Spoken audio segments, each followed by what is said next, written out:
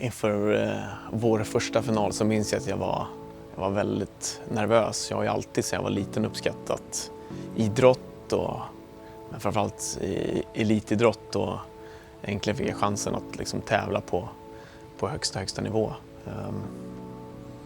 Tävla med en titel, ett SM-guld. Enormt nervös var jag. Jag kommer också ihåg att jag kunde knappt käka på hotellet vid Globen Hotel där vid lunch. Kroppen bara vek sig. Jag hade svårt att få i mat. Och vi var väl kanske inte riktigt heller favorit i den säsongen. Vi hade spelat semifinal, kvartsfinal tidigare. Vi har aldrig varit i någon final tidigare. Jag tror vi kom 4-5 i serien någonting. Mötte ett bra Täby i finalen. Matchen som sådan var ju väldigt tajt. Jag kommer ihåg att vi spelade bättre än dem och ledde välförtjänt, men det stod nog 2-1, 2-2 där ett tag. Jag kommer ihåg Sundstedt gjorde en bra match, bågade in något från, de spelade i Täby då, vilket är märkligt. Men det gjorde han ju på den tiden. Han var deras största hot, han var deras bästa spelare den matchen.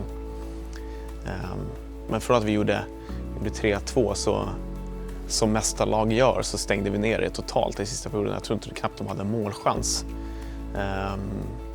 Hannes 24-2 i tombur och det blir enorm glädje. Jag kommer ihåg att Hannes springer upp på läktaren och liksom vinkar till publiken typ, och vi hänger på. Och då var det ändå ganska mycket tid kvar.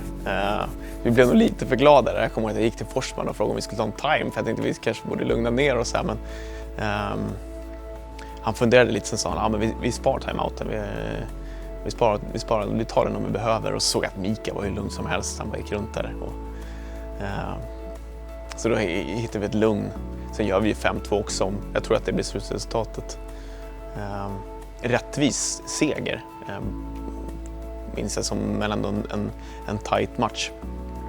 Känslan efter är ju helt sjuk. Jag kommer ihåg, det var vår första final. Och jag kommer ihåg att det var så jäkla mycket publik. Stor utav folk som...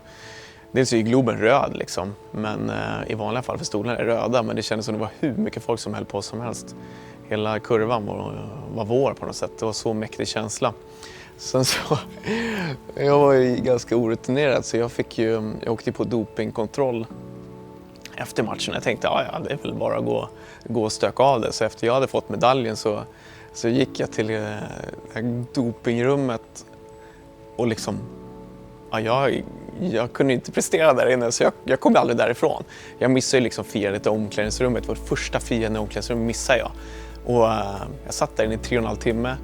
Jag kommer ihåg att brorsan sprang och hämtade öl på hotellet så jag fick något att dricka i alla fall. Men annars så, jag satt ju där själv med dopingkontrollanten i 3,5 timme. Var sent till banketten. Hade det varit idag så hade jag ju bett kontrollen följa med på omklädningsrummet såklart. Men då tänkte jag, det här är väl viktigt så jag stökade väl av det direkt då. Sen firandet efter det där var ju så mäktigt.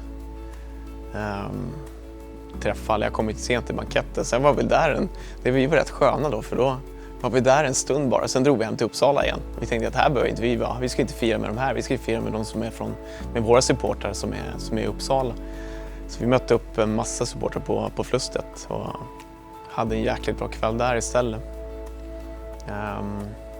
Jag tror vi missade Henke och Viktor var nog kvar i Globen. Och missade vi, då fick vi inte med hem. Men det gjorde inget, de klarade sig bra ändå tror jag. Jag kommer ihåg att någon säsong tidigare så hade ju jag och Joel Kahnbruk suttit och kollat på någon match. Jag tror inte ens det var final. Det kan vara final också, men då vet jag att vi sa efteråt att ja, när deras match var slutat så där glad ville man nog bli liksom. Det såg mäktigt ut att få vinna ett SM-guld och precis så var det.